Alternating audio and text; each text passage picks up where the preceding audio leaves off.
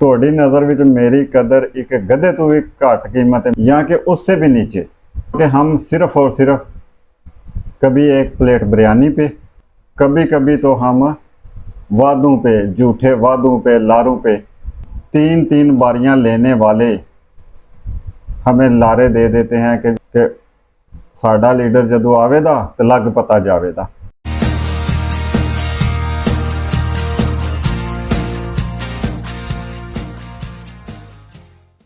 औज़ुबिल्लाहिमिनश्शैतानिर्रजीम बिस्मिल्लाहिर्रहमानिर्रहीम।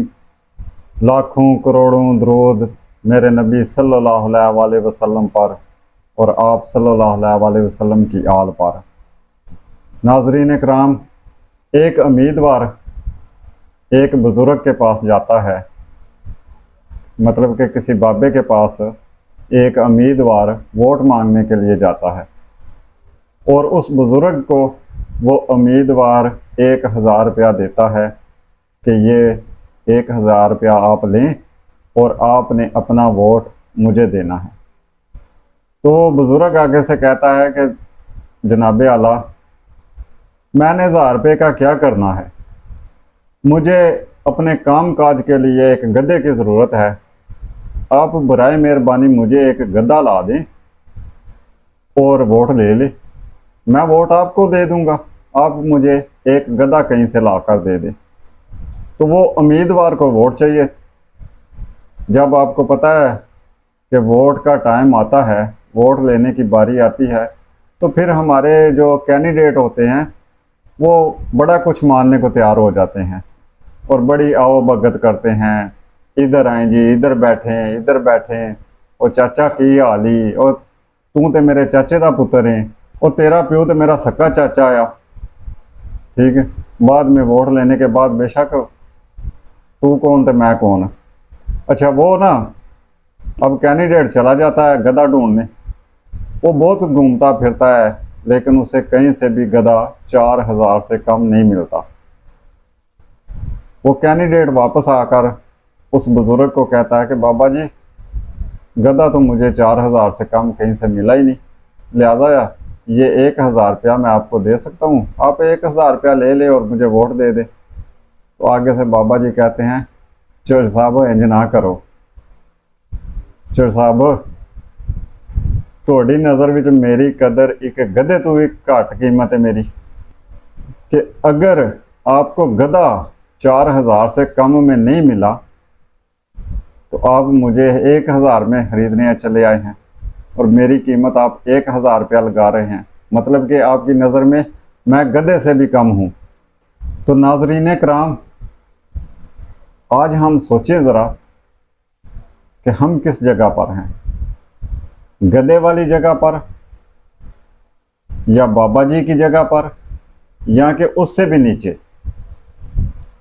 तो मेरे ख्याल के मुताबिक मेरे ख्याल में तो हम बाबा जी से भी नीचे वाली स्टेज पर हैं, जो कि हम सिर्फ और सिर्फ कभी एक प्लेट बिरयानी पे, कभी कहीं से दूध सोडे पे, कभी कहीं बर्गर पे, और फिर कभी कभी तो हम वादों पे, झूठे वादों पे, लारों पे हम फरोख्त हो जाते हैं, हम बिक जाते हैं।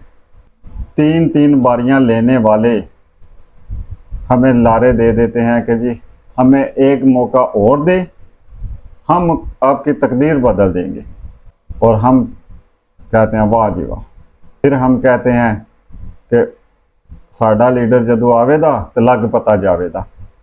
पता तो हमें लग रहा है, इतने अरसे से हमें पता चल रहा है, पते की तो कोई गुंजाइश बाकी नहीं, लेकिन हमारी हैसियत, हमारी औकात इन सियासतदानों की नज़र में, इन कैंडिडेटों की नज़र में, इन हुक्मरानों की नज़र में हमारी औकात क्या है, इसका हमने फैसला करना है, इसका हमने पता लगाना है।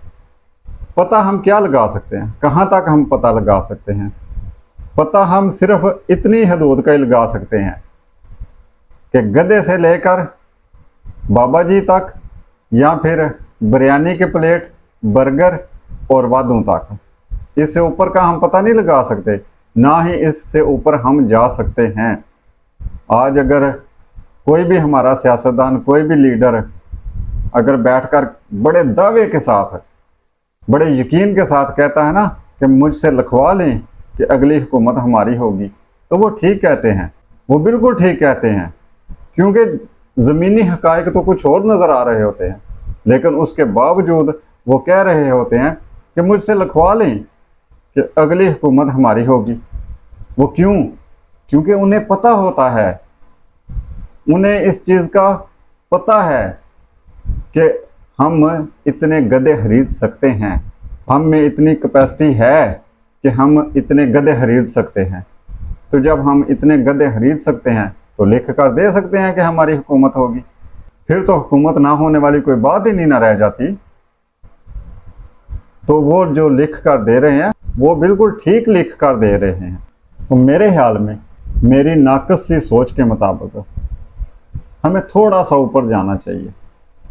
हमें थोड़ा सा, मतलब कि अभी भी गधे से ज़्यादा ऊपर नहीं हम जा सकते। अगर तो चले जाएं तो क्या ही बात है, क्योंकि दुनिया काफ़ी तरक्की कर गई है, भारत चांद पे चला गया है। अब वो सूरज पे जाने की तैयारी कर रहा है, सूरज की तरफ उसका ध्यान है अब। लेकिन हम, मेरे ख्याल में, अभी गधे तक ही रह सकते हैं। तो लेकिन थोड़ा सा हमें कोशिश करनी चाहिए, हमें थोड़ा सा सोचना चाहिए कि हम थोड़ी सी अपनी स्टेज जो है ना वो बढ़ा लें।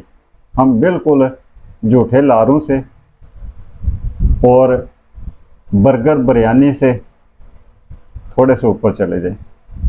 कम से कम हम रोटी और इज़्ज़त तक तो चले जाएं ना।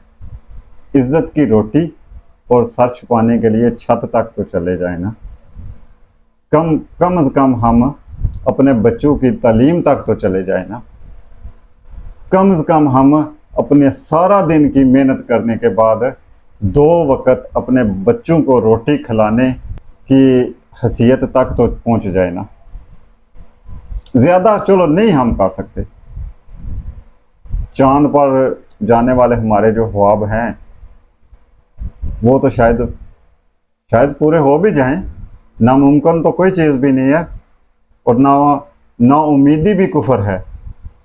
और फिर ये मुल्क तो बना ही ला इलाहा इल्लल्लाह की बुनियाद पे है, और इसने बड़ी कामयाबियां हासिल करनी हैं, इसमें कोई शक नहीं है।